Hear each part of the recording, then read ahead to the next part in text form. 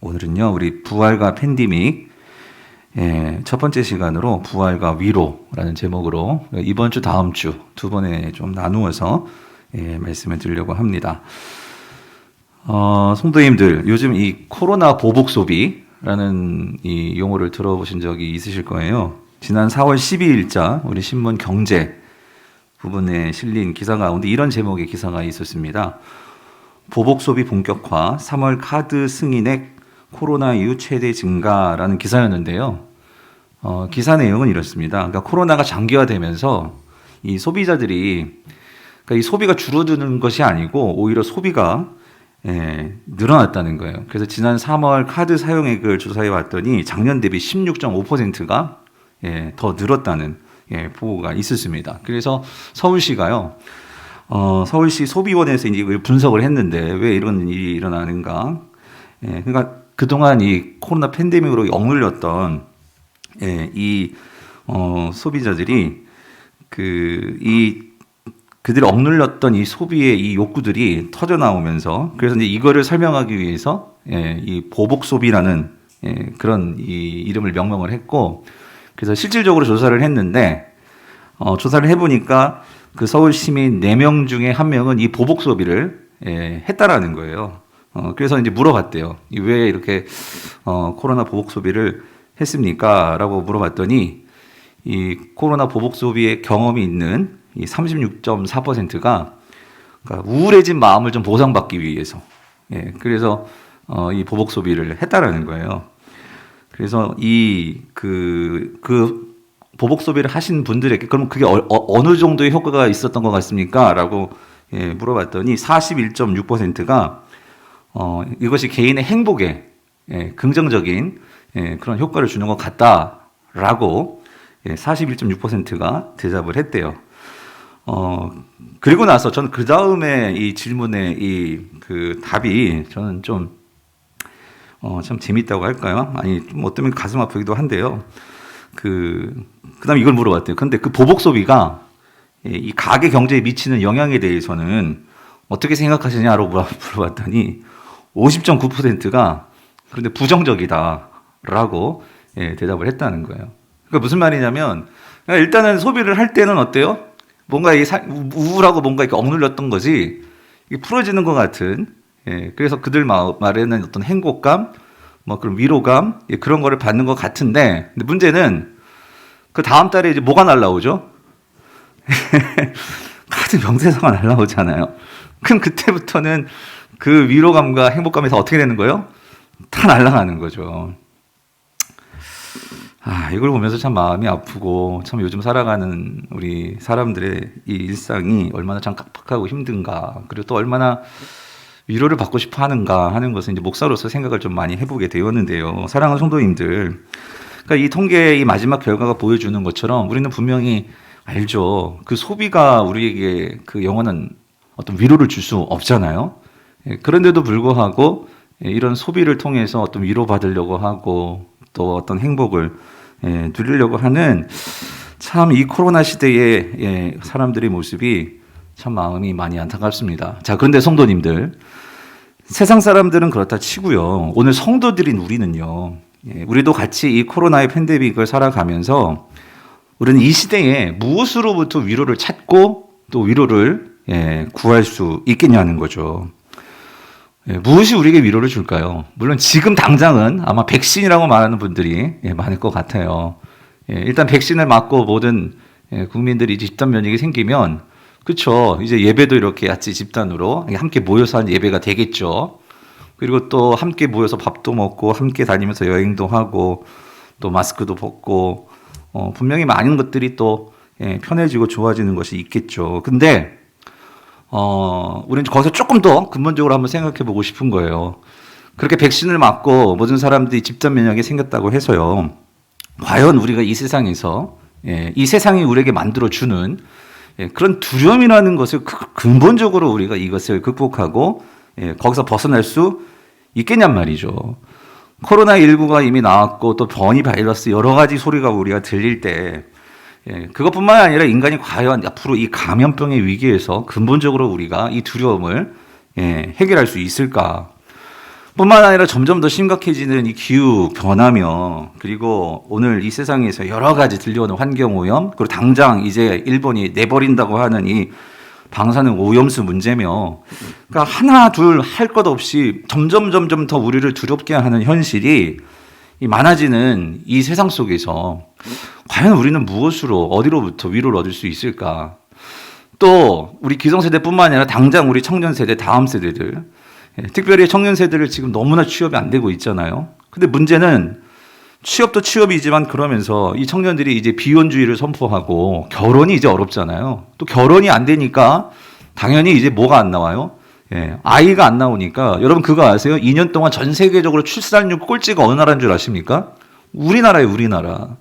그럼 당장 지금 우리나라가 출산율이 없기 때문에 이제 점점 이 나라는 고령화가 되기 때문에 어떤 면에서는 여러분들의 미래도, 이 나라의 미래가 불안한 거죠.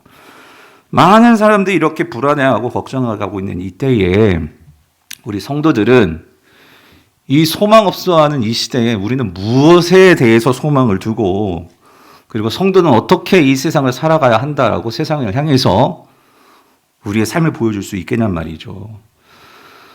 세상 사람들처럼 절망하며 불안해하며 그냥 그저 무언가를 소비하는 그것에서 만족과 위안을 가지려고 쉬지 않고 이 스마트폰으로 물건 검색하면서 예배하고, 그리고 아멘 택배 어서 오시옵소서를 외치면서 오늘 신종 이 우상숭배, 택배 우상숭배에 빠져서 마치 소비주의가 새로운 종교 양식인 것처럼 그렇게 우리가 그것에서 이 잘못된 위로를 추구하는, 적어도 성도는 그렇게는 하지 말아야겠죠.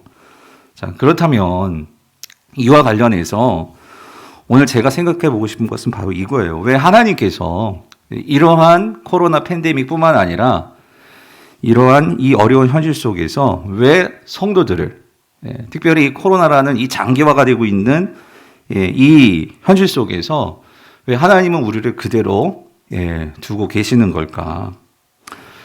성도는 이것에 대해서 진지하게 고민하고 여기에 대해서 답을 가져야 할 줄 믿습니다. 왜냐하면 성도님들, 세상 사람들은 이 코로나뿐만 아니라 우리의 삶의 근본적인 문제에 대해서 이 근본적인 답을 찾지 못하고, 그래서 많이 방황하고 여러 가지 피상적이고 현상적인 것에 위로를 얻는다고 하지만, 성도는요, 우리는 이 천지를 만드시고 삶의 근본과 그 시작과 끝을 우리에게 말씀해 주시는 하나님이 우리에게 계시기 때문에 성도는 정말 진실되게 정직하게 하나님 앞에서 모두가 힘들다 하고는 이때에 우리가 정말로 삶과 맞닥뜨리는, 여러분의 현실과 맞닥뜨리는 그 삶의 문제 속에서 답을 가질 때 성도는 그 답을 가지고 세상 사람들을 향하여서 우리가 어떻게 살아가고 어떤 방향으로 나아가야 될지 그것을 분명히 보여줄 수 있기에 진정한 위로가 무엇인지를 말해줄 수 있는 그 유일한 대안,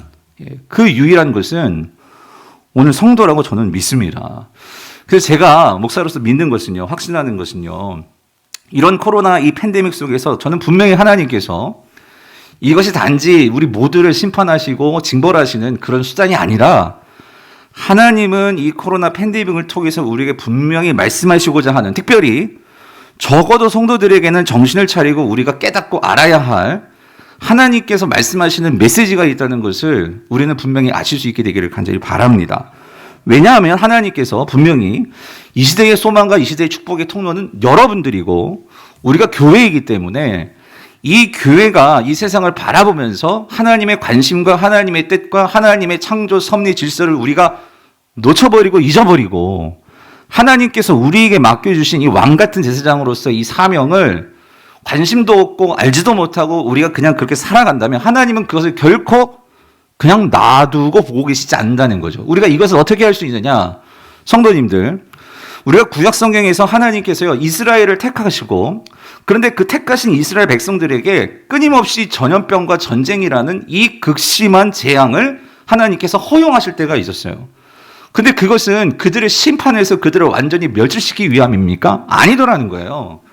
하나님은 그것을 통해서 이스라엘에게 맡겨주신 사명을 이스라엘이 그것을 놓쳐버리고 잊어버리고, 아까 말했던 것처럼 이 세상의 우상을 따라서 그런 소비주의와 그런 물질주의와 이 세상이 주는 위안과 위로를 받으면서 살아가려고 하는 이스라엘 백성들에게 하나님은 그때그때마다 그들에게 정신 차리고 너희들에게 맡긴 사명을 깨닫고 삶을 재조정하라고 하나님은 끊임없이 말씀하셨다라는 거예요.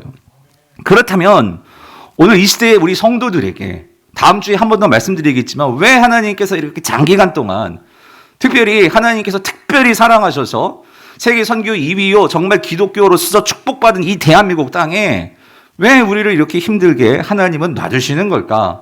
새벽마다 금요마다 우리가 정말로 부르짖고 하나님 앞에 그렇게 매달리는데도 왜 하나님은 우리에게 이 백신 문제 하나 해결해 주지 못하시고 왜 우리를 이렇게 힘들게 그렇게 대면 예배를 바라면서 많은 성도들이 그렇게 부르짖고 하나님 앞에 매달리는데도 왜 우리는 이렇게 긴 어둠의 터널을 지나가고 있는 것일까? 여러분, 저는 여기 하나님께서 반드시 저를 비롯해서 특별히 목회자인 저를 비롯해서 주님을 사랑한다고 말씀하시는 성도들에게 하나님께서 분명하게 말씀하시고 우리에게 회개케 하시고 회심케 하시는 하나님의 메시지가 있는 것을 우리가 꼭 발견하게 되기를 바랍니다. 여러분 그 답을 찾아야 한다는 거예요. 그래서 우리가 두 가지 질문을 가지고 이번 주 다음 주 좀 살펴보려고 하는데요. 첫 번째 질문은 이거예요. 과연 이 코로나 팬데믹 속에서 이 참 위로는 어디로부터 오는가 하는 이 질문입니다. 자, 그래서 여러분 여기에 대해서 사도 바울이 우리에게 주신 말씀이 바로 오늘 본문인데요. 우리 4절을 같이 한번 읽어볼게요. 4절 같이 읽어보겠습니다. 시작. 우리의 모든 환난 중에서 우리를 위로하사 우리로 하여금 하나님께 받는 위로로서 모든 환난 중에 있는 자들을 능히 위로하게 하시는 이시로다요. 아멘. 성도님들, 사도 바울이요. 그가 모든 환난 중에서 그래도 살아가면서 너무나 많은 어려움들을 당했죠. 그런데 그 모든 환난 중에서도 이 사도 바울이 좌절하지 않고 두려워하지 않고 자포자기하지 않고 인내하고 이겨낼 수 있었던 것은 그는 이것이 있었기 때문이라는 거예요. 이거 여러분 그게 뭡니까? 4절 말하죠. 4절에서 뭘 받았대요? 하나님께 받는 뭐요? 위로가 있었다는 거예요. 위로. 하나님께로부터 받는 위로.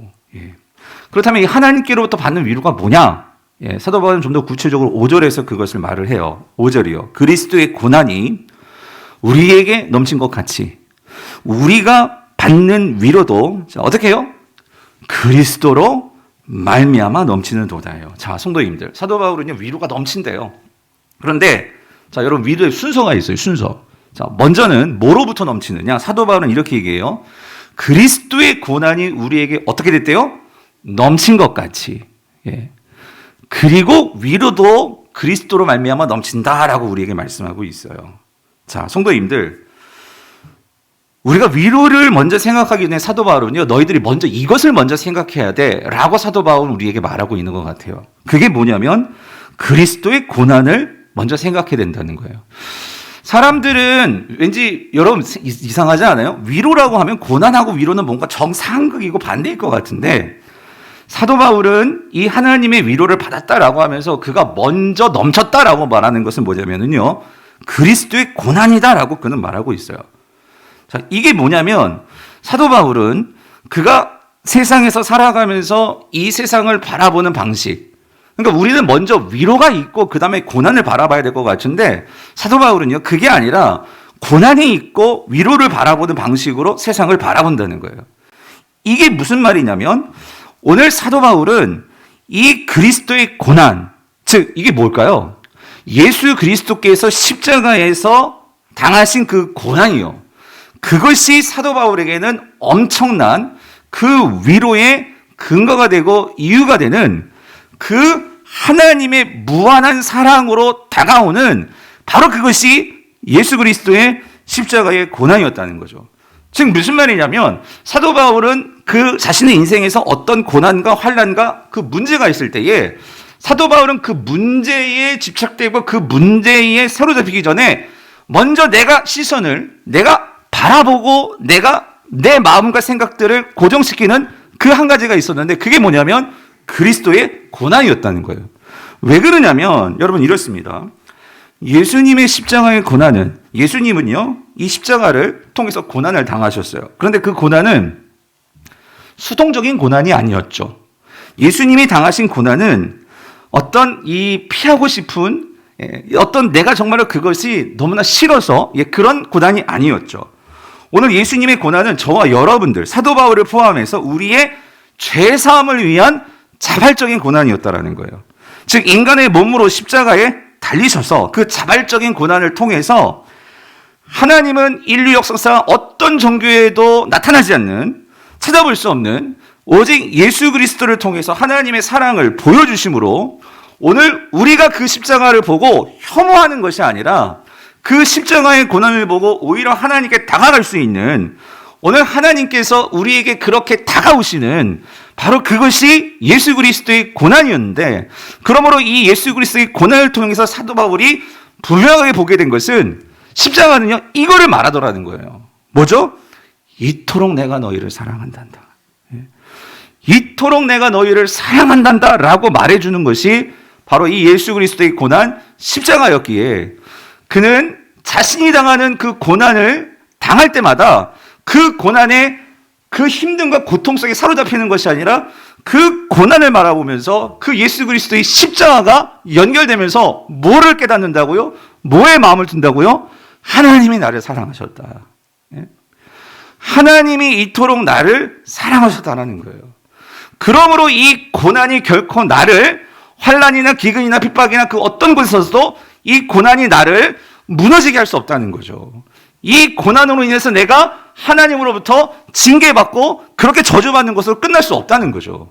예수 그리스도께서 그 십자가에서 나를 위해 모든 저주와 심판을 당하셨는데, 그만큼 나를 사랑하시고 나와 함께 하시기 위해서 그 십자가의 고난을 우리에게 보여주셨는데, 그러므로 그 예수 그리스도께서 그 십자가의 고난이 있기에 그 고난을 통해서 사랑이 우리에게 보여지기 때문에 그 사랑이 우리에게 무엇을 주었죠? 우리와 하나님과의 관계를 바꿔놓았단 말이죠. 우리가 죄와 사단의 그 노예로서 살아갈 수밖에 없는 존재였는데 우리가 하나님의 자녀가 되게 하여 주시고, 오늘 우리에게 있어서 그 과거에 우리가 저질렀던 모든 죄와 모든 수치심과 그 모든 것에 대해서 하나님은 내가 그거 상관하지 않는다. 내가 너의 과거에 집착하지 않는다. 나는 그거를 잊어버렸어. 너는 나의 자녀이고 너는 내 것이고 내가 너를 사랑한다. 이거를 십자가의 그 고난, 십자가를 통해서 우리에게 보여주심으로 사도 바울은 자신이 당하는 고난을 당할 때마다 그의 마음속에는 세상 사람들처럼 그 고난을 피하기 위해서 세상의 그런 알량한 어떤 그 물질과 소비와 그런 것으로 내 마음을 채우려고 그렇게 마음을 두는 것이 아니라, 그 고난의 고통이 내게 올 때마다 사도 바울은 내 마음과 내 모든 것을 십자가에 달리신 그 예수 그리스도의 고난에 초점을 맞춤으로 인해서 거기에서 무엇을 받아요? 고난 속에서 하나님의 사랑이요. 하나님의 사랑으로 나를 채운단 말이죠. 그 하나님의 사랑이 나에게 채워질 때 오히려 내가 지금 그 고난 가운데 있지만 그 고난이 나의 모든 죄책감과 나의 모든 수치심과 이 모든 것들 다 무너뜨리고 나에게 뭘 줄까요? 자유함을 주더라는 거예요. 자유함을 주더라는 거죠. 그러므로 이 자유함이, 여러분, 세상 사람들은 고난을 당하면 별의별 생각들을 다 하죠. 이걸 어떻게 피할까? 이걸 어떻게 극복할까? 때로는 이거를 내 힘으로 어떻게 해결할 수 있을까? 그래서 나중에는 모든 것을 포기한다고 하지만 그 포기한다고 하면서 내가 하는 게 뭐죠? 그러니까 나중에는 자신의 생명까지도 끊어버리는, 끝까지 나의 의의를 놓지를 못하는 이런 모습을 보이더란 말이죠. 그러나 여러분, 진정한 자유함은 뭐죠? 이런 모든 사단이 죽음을 가지고 우리에게 유혹하고 우리에게 권세를 부리고 하는 이 모든 것에 대해서 더 이상 이 사단이 나를 어찌할 수 없다. 왜? 나는 주님의 사랑을 받았으니까. 난 주님의 것이니까. 이 사랑을 가지고 자유함을 선포하면서 나아갈 때 오히려 고난인데, 여러분, 오히려 이 코로나가 우리에겐 팬데믹이 고난인데, 이 고난 속에서 성도는 뭐가 주어진다고요? 하나님으로부터 오는 위로. 하나님으로부터 오는 위로가 우리에게 임한다는 거죠. 그래서 여러분, 로마서 8장 1절 2절에서 사도 바울이 뭐라고 고백을 합니까? 우리 같이 한번 읽어볼게요. 시작. 그러므로 이제 그리스도 안에 있는 자에게는 결코 정죄함이 없나니, 이는 그리스도 예수 안에 있는 생명의 성령의 법이 죄와 사망의 법에서 너를 어떻게 해요? 해방하였습니다. 뭐요? 자유케 하였습니다. 여러분 1절은요. 우리가 아까 고린도 후서 우리가 읽었던 3, 4, 5 연결해서 생각해 보면 이런 겁니다. 그러므로 이제 그리스도 예수 안에 있는 자라는 것은 예수 그리스도의 십자가의 그 고난, 그 고난을 통해서 우리가 하나님의 자녀가 되었잖아요. 여러분 아멘이십니까? 그래서 그 안에 있는 자에게는 말씀드렸죠. 결코 뭐가 없어요? 정죄함이 없다고. 예수님이 십자가에서 우리의 모든 죄를 다 사해 주셨으니까.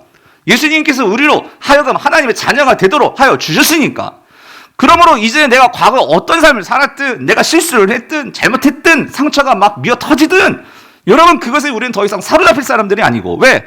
사단은 그거를 가지고 우리를 여전히 죄의 굴로 속에서 죄책감과 수치감을 주면서 우리를 항상 흔들어 놓거든요. 그런데 우리는 더 이상 하나님이 예수 그리스도를 통해서 그거 싹 지웠어 라고 선포하신단 말이죠. 어디에서? 십자가에서. 무엇으로? 내가 너를 사랑한다니까 이렇게 해요. 그러므로 이 은혜와 사랑을 아는 자는 어떻게 했어요? 정죄함이 없나니 그 마음에 자유함이 있겠죠. 근데 여기서 끝나는 게 아니고 더불어서 이는 그리스도 예수 안에 있는 뭐요? 생명의 성령의 법이라는 거예요. 여러분 이게 무슨 말이냐면 1절은 예수 그리스도의 십자가의 사건을 말하는 거예요. 말씀드렸죠? 그 십자가가 내가 너를 사랑한다 라고 말씀하셨단 말이에요. 근데 이거로 끝나는 게 아니라 예수님은 십자가에서 죽으시고 뭐 하셨어요? 부활하셨잖아요.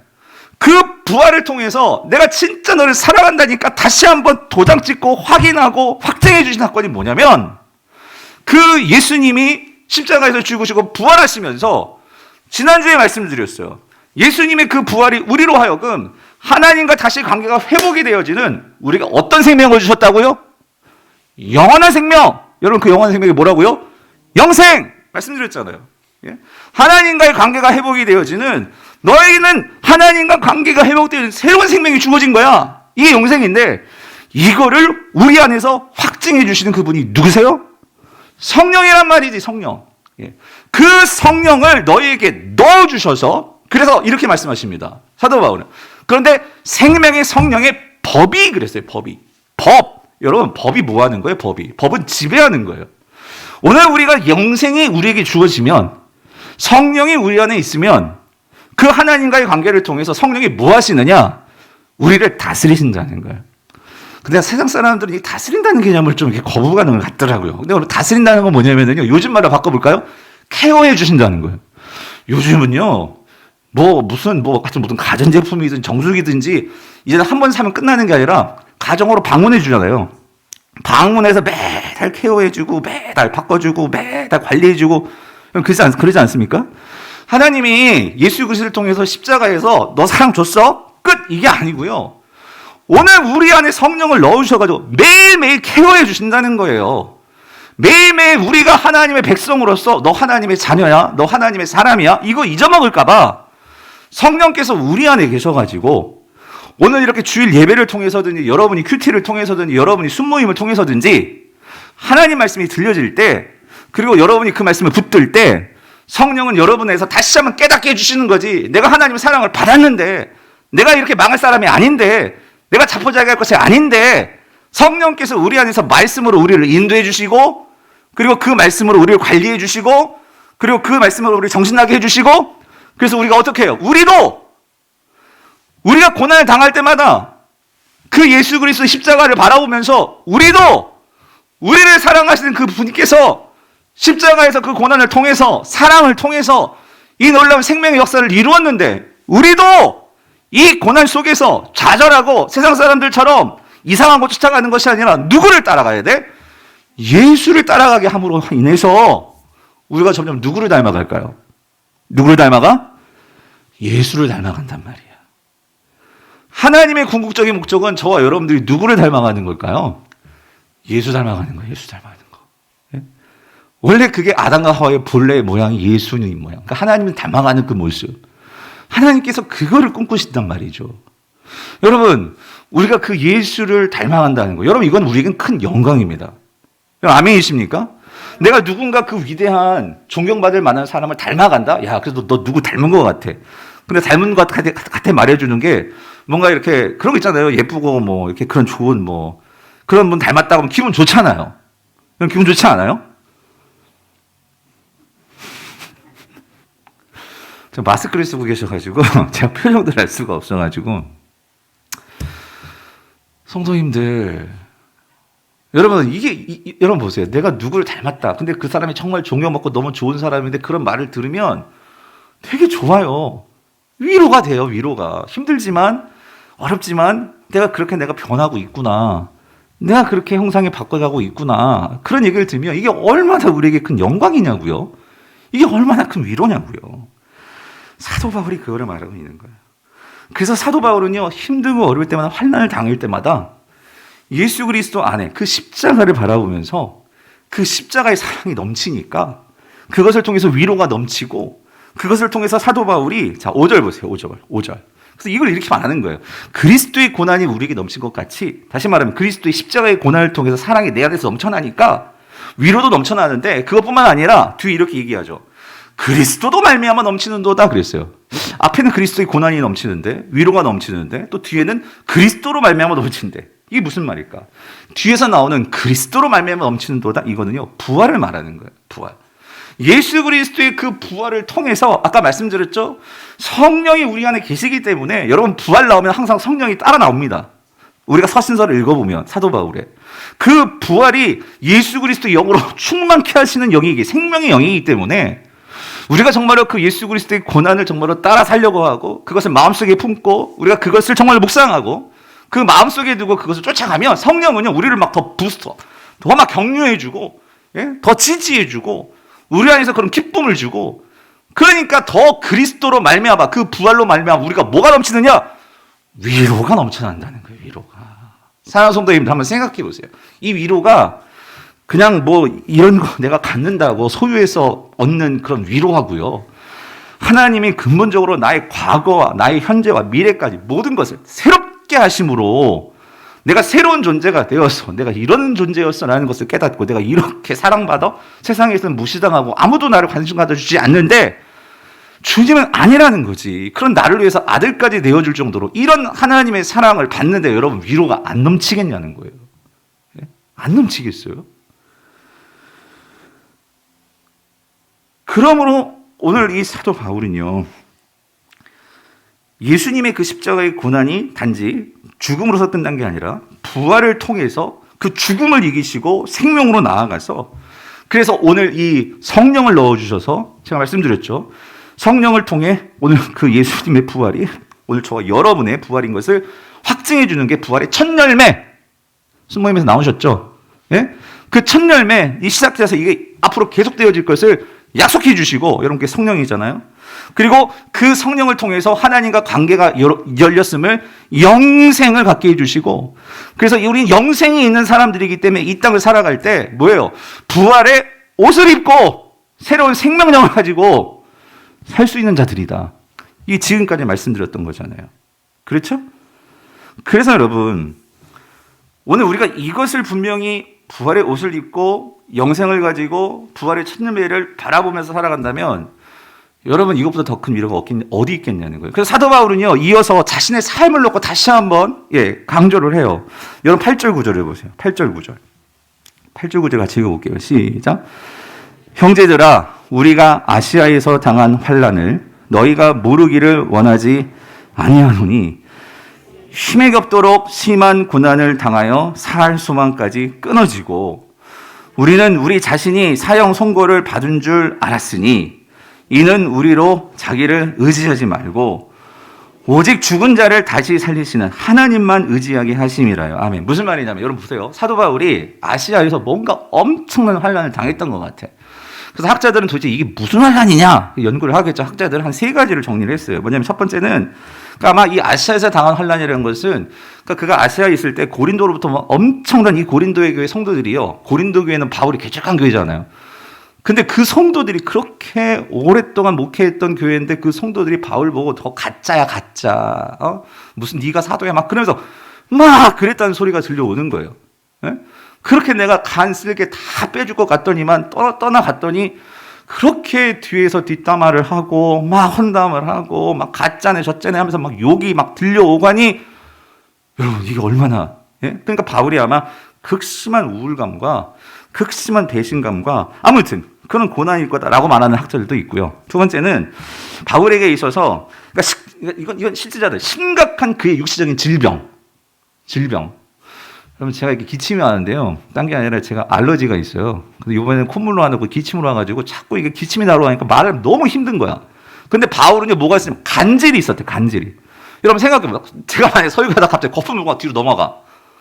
와 여러분 이거 얼마나 힘들겠어요. 목회할 때. 예? 그러니까 뭐 이것뿐만 아니라 그런 여러 가지 이 생명에 이런 위협을 오는 어떤 그런 이 고난뿐만 아니라 마지막 세 번째는 우리가 사도행전을 보면은 에베소에서 엄청난 정말 일이 있었거든요. 사도행전 우리가 그 19장 보고 17장 보면은 그런 사도 바울이 정말 이 사도 바울을 죽이려는 그런 이 사람들 테러하려는 사람들이 많았거든요. 그러니까 아무튼 뭔지는 모르겠어 정확하긴. 그런데 중요한 것은 확실한 것은 이것이 얼마나 힘들었던지 사도 바울이 이렇게 힘에 겹도록 심한 고난을 당해가지고 살 소망까지 끊어지는 거예요. 살고 싶지 않을 정도의 내가 목사인데도 바울인데도 정말 세상 사람들 같으면 진짜 아유 끝내버리고 말겠다 할 정도의 그런 고난. 그래서 9절에서는 뭐라고 얘기해요? 마치 사형 선고 받은 것 같은 그런 고난을 당했어요. 그랬는데 여러분 사도 바울이 거기서 끝나지 않고 그렇게 인생 마감하지 않고 그냥 포기하지 않고 사도 바울은 이걸 다 이겨냈어요. 살아냈다는 거예요. 근데 내가 어떻게 이걸 살아낼 수 있었을까? 말씀드렸죠 앞에서 그에는 위로가 있었다는 거예요. 위로. 근데 그 위로가 뭐냐? 여러분 오늘 가장 중요한 오늘 말씀 9절 이는 우리로 자 뭐예요? 자기를 의지하지 말고 자 어떻게 해요? 오직 여기 죽은 자를 다시 살리시는 누구요? 하나님만 의지하게 하심이라. 저는 이 말이요 사도 바울에게 있어서 여러분 이게 사도 바울이 하는 얘기인데 사도 바울이 얼마나 예수님의 십자가의 부활을 전했겠습니까? 복음 전하는 자로서. 그런데 여러분 이거예요. 사도 바울이 정말 그의 삶에서 죽을 똥살똥 완전히 다 땅 바닥도 그냥 이런 바닥이어서 바닥을 싹싹 긁어가지고 인생이 완전히 그렇게 무너지는 것 같은 그런 현실 속에서 나도 죽을 것 같은 그런 상황에 처했는데 그런 상황에 처하니까 사도 바울도 정말 거기서 진짜 깨달은 게 있는 게 뭐냐면 내 인생에서 나를 의지하지 않고 내 힘을 의지하지 않고 누구를 의지해?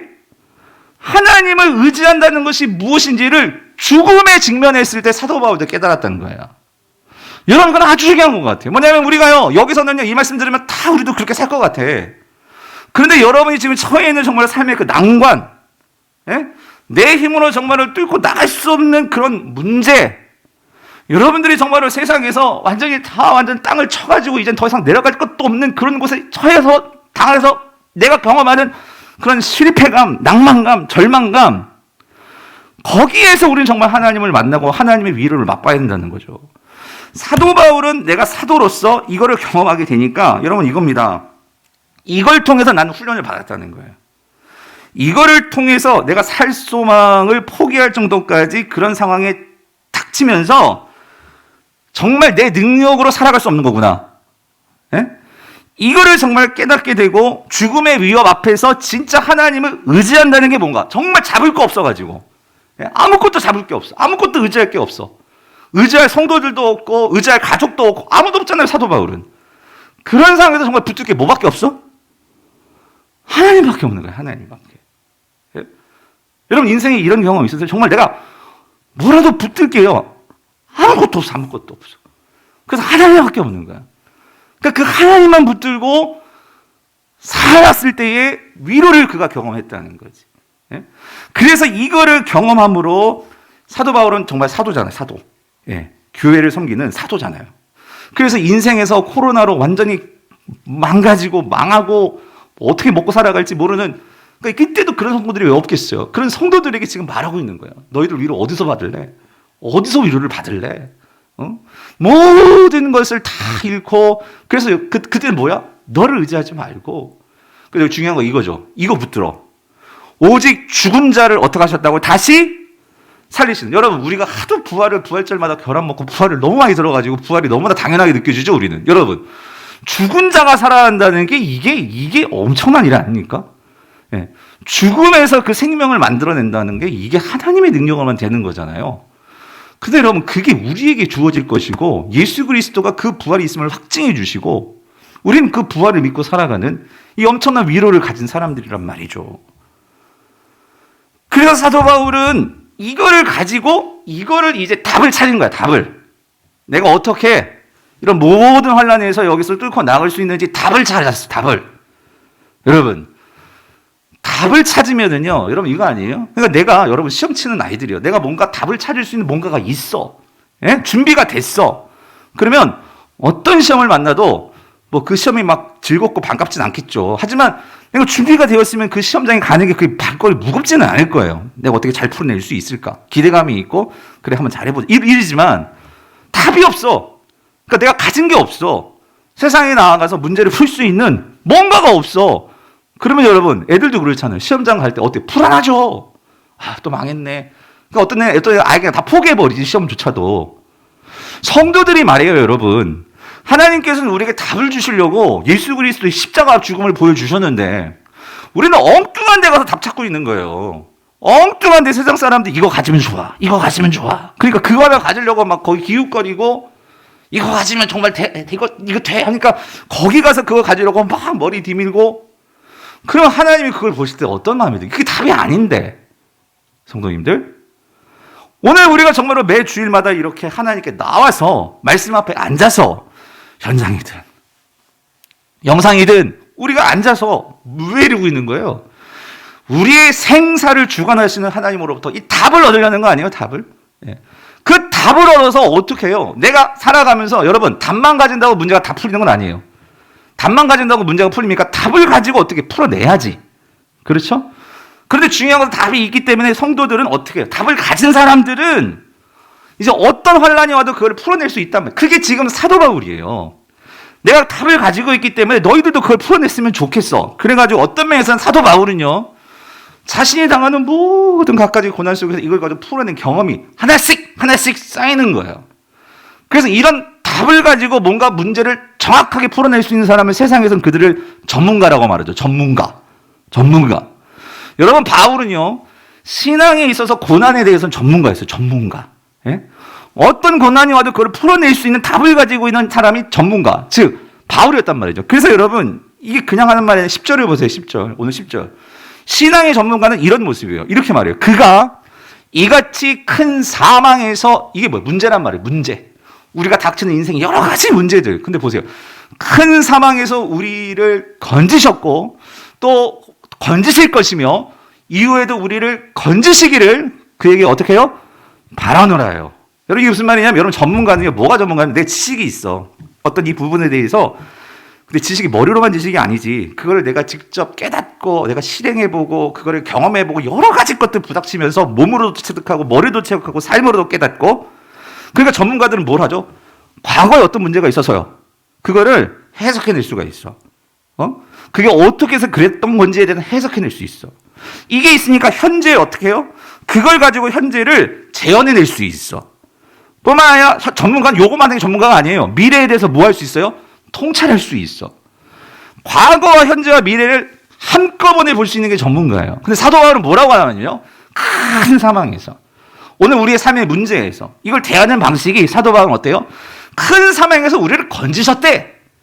과거를 해석해내는 거예요. 뿐만 아니라 또 지금 건지시고 있대. 건지실 것이며 그리고 또 이후에도 미래에도 어떻게 할 것이래? 건지실 거래. 나의 모든 과거와 현재와 미래가 세상의 상황에 휘둘리는 것이 아니고 과거를 해석해내고 그걸 가지고 현재 어떻게 살아갈지 분명한 나의 삶을 정하고 그리고 미래에 대해서 바라보면서 과거, 현재, 미래를 주도하며 다스리며 살더라는 거예요. 여러분 이게 신앙의 전문가예요. 왜 많은 성도들이 신앙의 전문가가 되지 못하죠? 우리 상황에 휘둘려요. 내가 과거에 있었던 그런 상처. 내가 다른 거 몰라도 그건 못지않아요 목사님. 그 원수 용서할 수 없어요. 하면서 우리는 항상 그 과거에 사로잡히니까 현재가 말이 아니야. 내가 뻗어나가야 되는데 이미 그 사람은 나 벌써 잊은 지가 오래야. 나만 거기에 사로잡혀가지고 이 현재가 발목 잡혀가지고 나아가지 못해. 현재가 나아가지 못하니까 여러분 미래가 있겠습니까? 예? 과거는 하나님께 맡기고 이미 하나님 과거 다 잊으셨대. 그리고 하나님 잊으셨다는 것은 나에게 하시는 말이고 하나님 그 과거에 다 알고 계시고 마지막에 날 그거 심판하십니다. 누가? 하나님이. 그래서 우리가 그 하나님께 맡기는 거지. 오늘 우리가 정말로 그 믿음을 가지고 성도는 이 고난을 바라볼 때에 사도 바울이 그래서 이 모든 것들을 이룰 수 있는 이 큰 위로가 어디서 왔다고요? 예수 그리스도의 십자가와 이 부활을 그가 바라볼 때에 그에게 이 모든 것이 왔다는 거죠. 그런 사랑하는 성도님들, 우리가요, 이 코로나를 빨리빨리 지나가게 해주세요. 이것만이 아니고, 여러분, 우리는 여기서 답을 찾아야 돼요. 저도 모르겠어요. 지금 여러분이 각자 삶 속에서 말 못할 그런 상황 속에서 하나님께서 그걸 통해서 여러분에게 말씀하시고 가르쳐 주실 거라는 그 답이 있단 말이에요. 답. 예? 답을 여러분이 하나님 앞에 가지고 나가서 답을 찾으셔야 되는데 그 답을 풀 수 있는 제가 한 가지 분명한 이 말씀을 드리는 거예요. 9절. 오늘 우리 인생의 가장 중요한 키가 될 수 있는 9절. 뭐예요? 우리는 우리 자신이 사형 선고를 받은 줄 알았으니 이는 뭐예요? 우리로 어떻게 해요? 자기를 의지하지 말고 어떻게 하래요? 오직 죽은 자를 다시 살리시는 뭐만 의지해? 하나님만 의지하게 하심이라. 예? 근데 여러분 제가 다시 말씀드려요. 이게 보통 위로가 아니고요. 사도 바울은 우리가 여러분 고린도 후서를 여러분 그 사도 바울의 편지 중에서 이 위로가 가장 많이 나오는 서신이 어디일까요? 제가 항상 어려운 거 안 물어본다고 했죠.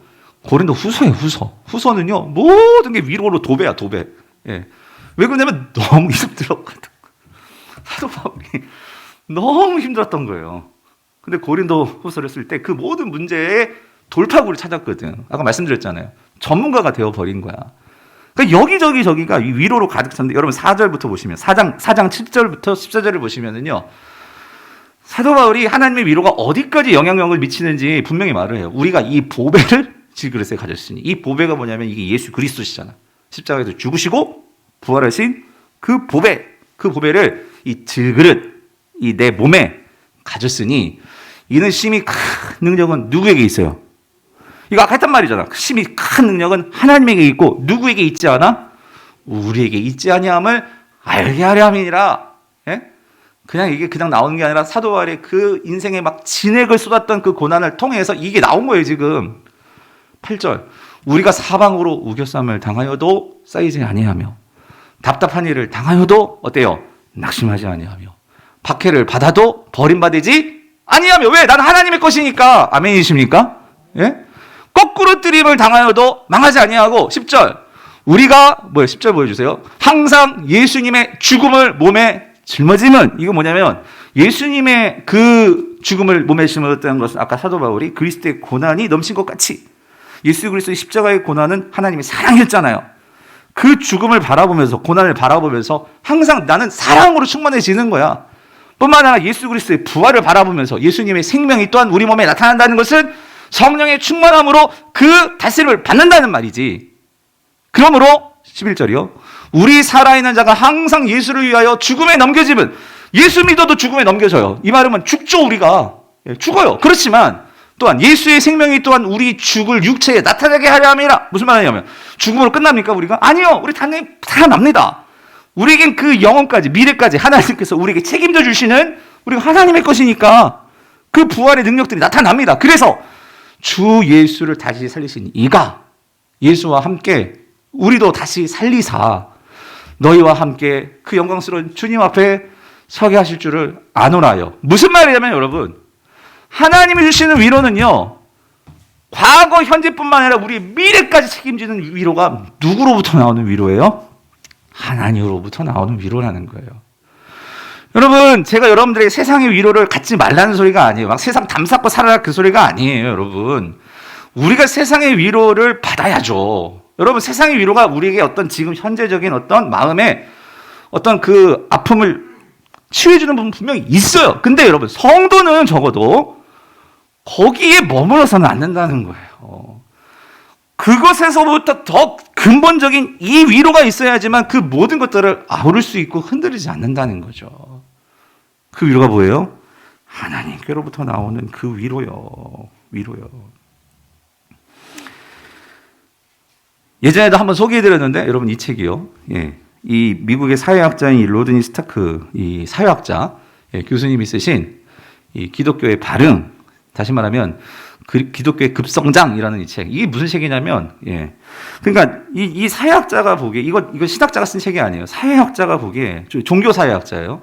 아니 어떻게 그 팔레스타인의 그 작은 그 유대 그 30대의 이 청년 예수님 그 예수로부터 시작한 책은 예수 운동이라 나와요. 예수 운동이 아니 어떻게 전 세계를 다 사로잡는, 그래서 오늘 저 여러분까지 이렇게 예배드리고 있게 만드는 이런 대종교가 됐냐는 거예요. 어떻게 그러니까 이게 학자로서는 되게 궁금한 거죠. 재미있는 주제죠.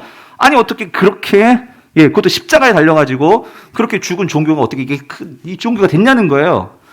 그래서 이 책을 보면 사역적인 방법으로 여러 가지 분석을 해요. 그래서 그것은 뭐 기독교는 여성을 더 이렇게 존중해 줬고 또 기독교인은 여성을 존중하면서 출산율이 많았고 그러니까 애들 많이 나니까 당연히 기독교를 믿겠죠. 뭐 이런 여러 가지 이유들을 말을 하는데 그런 것들을 말하면서 이 사회학자가 근데 결정적으로 이 발흥, 급성장의 주 요인으로 꼽는 게 뭐냐? 다음과 같습니다. 한번 들어보세요. 나는 기독교의 발흥을 사회학자로서 순전히 물질적인 또는 사회적인 요인으로만 환원시키지 않는다. 교리가 성공의 관건이다. 이 말. 뭐가 성공의 관건이라고요? 교리. 그럼 무슨 교리냐? 기독교 성공의 핵심 요소는 교인들이 무엇을 믿었는가였다는 거예요. 그러니까 단지 여성 존중하고 그 출산율 높고 뭐 이것도 하나의 이유겠지만 이것보다 더 중요한 것은 기독교가 믿는 게 뭔가 달랐다는 거예요. 그러니까 이들이 믿고 이들이 살아가는 것이 세상 사람과 달랐다는 거예요. 그럼 그게 뭐냐? 뭘 믿었냐?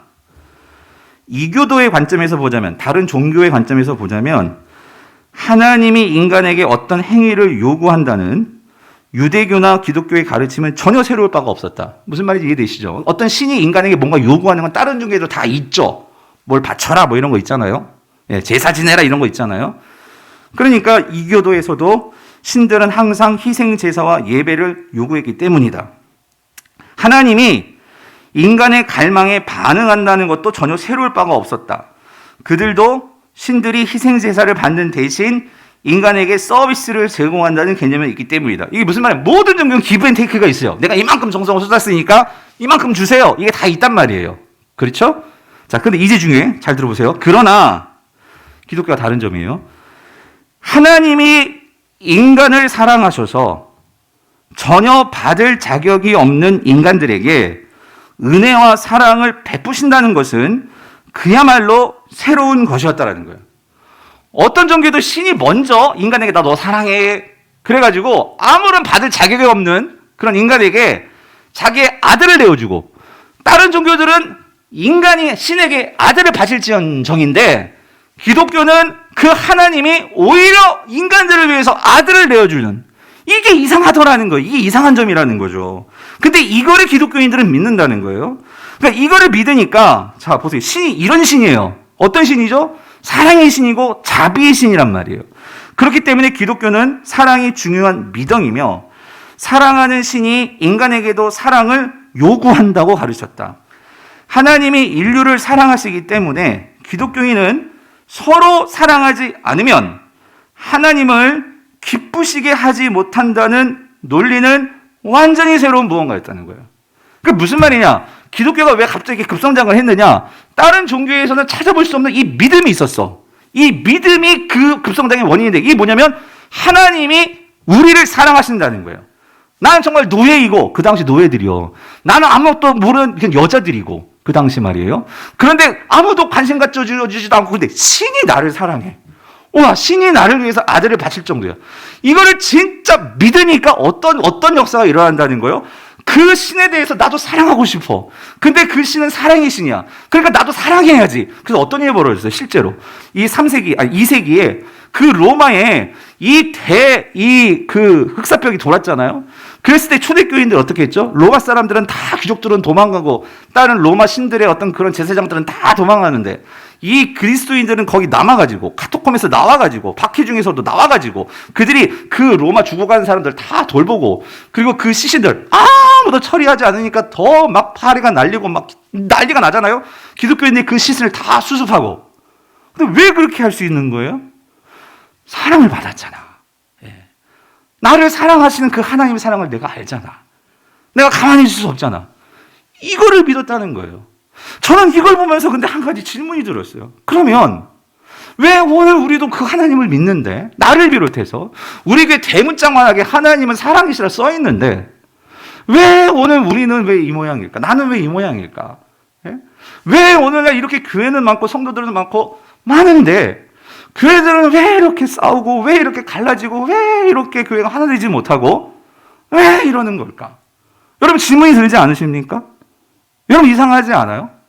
그럼 뭐가 문제일까요? 뭐가? 저는 오늘 바울이 가르쳐주는 이 말씀을 통해서 여기에요. 왜 문제일까? 우리는 여기로 돌아가야 돼. 그리스도의 고난이 넘친 것 같이 그의 위로도 그리스도로 말미암음이라. 그리스도의 십자가와 부활이 우리 안에서 정말로 믿어지지 않는다면 그것이 나의 삶 속에서 이것이 얼마나 고귀하고 얼마나 가치 있고 이것이 얼마나 나의 모든 존재를 바꿀 수 있는 하나님의 놀라운, 아니 우리가 감당할 수 없는 큰 사랑인지를 우리가 깨닫지 않으면 여러분 종교 생활은 가능해요. 그냥 머리로 예수님 십자가에 돌아가셨어요. 고난주간. 예수님 부활하셨어요. 부활주일. 예수님 탄생하셨어요. 크리스마스. 여러분 이건 가능해요. 그렇지만 뭐는 없죠? 이런 능력은 나타나지 않는 거지. 그 더 중요한 거 제가 다음 주에 설교하겠지만 세상은 보고 있어요. 그리고 세상은 알아요. 뭐예요? 그렇게 살았더니 세상이 하나님의 사랑을 알아보더라는 거지. 그렇다면 오늘 우리는 하나님의 사랑을 보이고 있는가?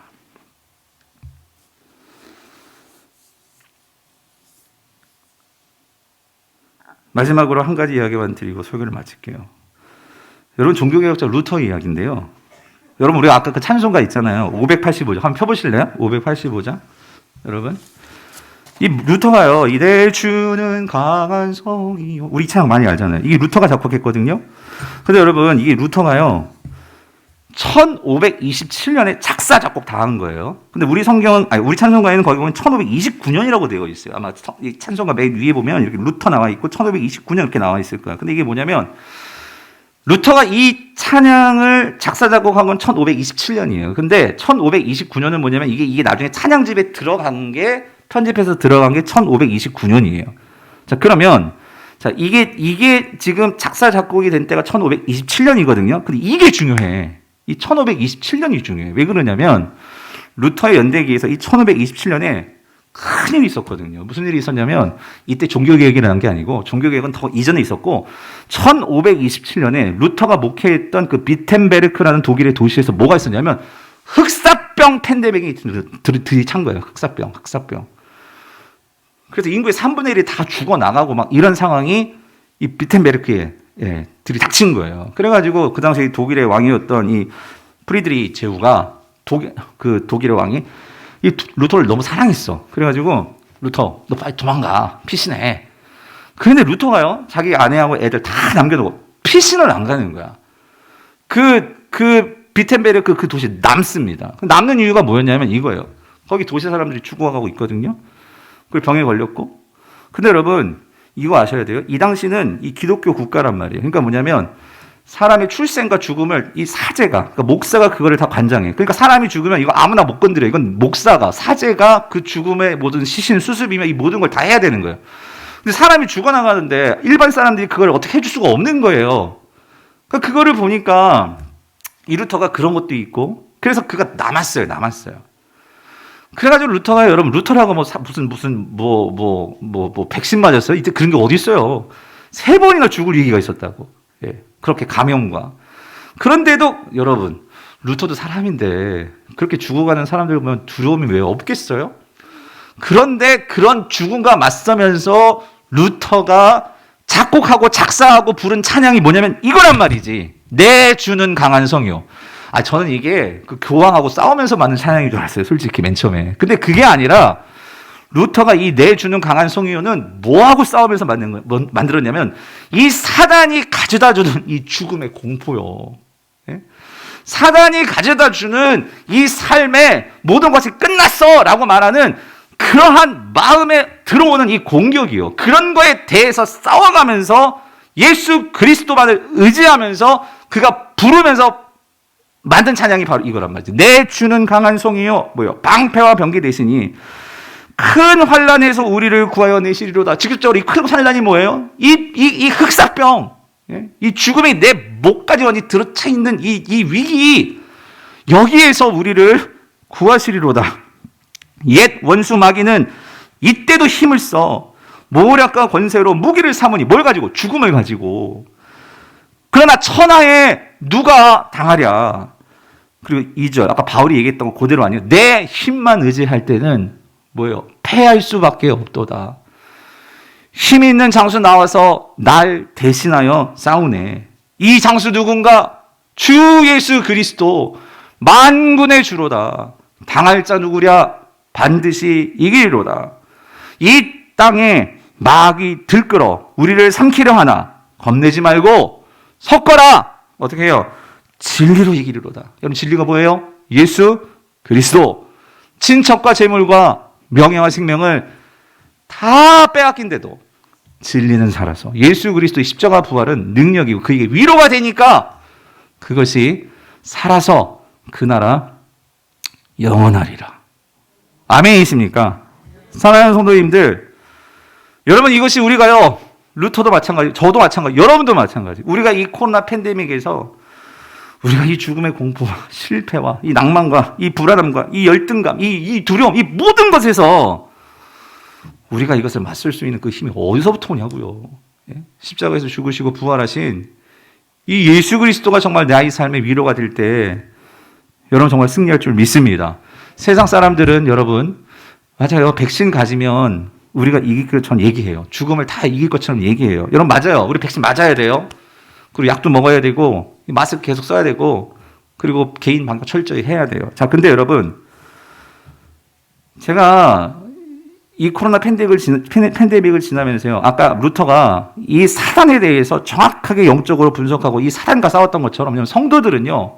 이거 아셔야 돼요. 뭐냐면 오늘날 이 코로나 팬데믹이 여러분 마치 사단이요. 아담과 하와를 에덴 동산의 이 선악과를 가지고 하나님 말씀 가지고 이렇게 유혹하면서 그들을 넘어뜨렸던 것처럼 오늘날 사단은 교묘하게요. 이 코로나 팬데믹 이 현상을 가지고 우리에게 뭐라고 말을 하느냐. 이 코로나 팬데믹은 의학적으로 과학적으로만 이거를 설명하려고 그리고 그것을 해결할 수 있는 것으로 우리에게 그렇게 말을 합니다. 맞아요. 제가 분명히 말씀드렸어요. 백신 맞지 말라는 게 아니라 여러분 백신과 우리가 치료를 받아야 돼요. 근데 여러분 이거 잘 아시라고요. 사단은요 거기서 뭘 쏙 빼버리냐면 영적인 것을 싹 빼버려요. 문제는 여러분 죽음을 아셔야 돼요. 죽음은 뭐의 결과입니까? 죄의 결과란 말이에요. 죄의 결과. 하나님과 우리가 그 하나님을 무시하고 하나님을 인정하지 않고 내 삶에서 하나님을 빼버렸기 때문에 인간에게 찾아온 게 죽음이란 말이에요. 우리가 이거를 빼어버리고 그냥 백신만 맞으면 다 될 것처럼 되겠죠. 그러나 여러분 제가 물어볼게요. 우리가 백신 맞았습니다. 약도 먹었습니다.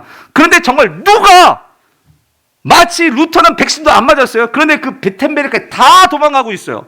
근데 백신 맞았다고 거기 남아가지고 코로나 걸린 사람 다 뒤치덕거리하고 그거를 돌봐줄 그런 사람이 몇 명이나 될까요? 나 백신 맞았거든요. 근데 거기서 남아가지고 정말 그렇게 할 수 있는 사람이 저한테도 묻는 거예요. 여러분 이게 단지 백신 맞았다고 이게 해결된 문제겠어요? 의학적으로 과학적으로 해결됐다고 이게 해결된 문제일까요? 여러분 사단은요 끊임없이 죽음의 공포, 삶의 실패의 공포, 경제적인 공포, 항상 근원적인 우리의 이 두려움을 가지고 여러분의 삶을 치고 들어온단 말이에요. 우리가 그걸 어떻게 이길 수 있냐고요. 여러분 그거 가지고 백신 맞았다고 여러분 그걸로 다 해결되는 게 아니고 영적으로 우리가 재무장하지 않으면 여러분 우리 무너집니다. 그렇기 때문에 정말 이 코로나 팬데믹을 우리가 지나가면서 여러분 보세요. 여러분 이 코로나 팬데믹 때문에 여러분 혹시 우리의 예배 생활 문 적 있지 않습니까? 우리가 코로나 팬데믹 때문에 오히려 내 건강 지킨다고 내 이웃도 없고, 내 주변 사람도 없고, 그래서 누구들은 막 사람들에게 혐오를 하고, 그래서 폭력이 일어나고, 차별이 일어나고, 여러분, 이런 모든 걸 배우면 그냥 이렇게 되고 있는 거예요. 사단이 들끓고 있는 거예요. 루터는 그걸 정확하게 본 거예요. 그런 두려움을 사로잡을 자 누구냐고요? 우리의 대장 대신 주 예수 그리스도. 예? 그 주님이 이 준동하는 사단과 내 마음속에 끊임없이 일어나는 이 죽음의 공포. 여러분, 그것이 잠재워지지 않으면 아무리 백신 맞았다고, 아무리 나만 잘 산다고, 여러분, 그게 우리에게 진정한 위로를 줄 수 있을까요? 다시 말씀드립니다. 오해하지 마세요. 앞에 부분 안 듣고 중간 부분 들을까 봐 제가 백신 맞히지 말라는 그런 얘기 아니에요. 더 중요한 것이 있다는 거예요. 영적인 부분 놓치면 안 된다는 거예요. 우리가 성도로서 우리 삶 속에서 그 하나님이 주시는 이 위로를 가지고 세상 사람들이 두려워할 때 여러분 그들에게 평강을 줄 수 있고 사랑을 줄 수 있고, 그래서 이 힘든 때에 우리가 함께 힘을 가지고 하나님이 주시는 이 위로를 가지고 세상 사람들도 그렇게 위로로 살아갈 수 있도록 그런 축복의 통로가 우리 사랑하는 우리 강부 우리 성도님 될 수 있기를 주님의 이름으로 축원드립니다.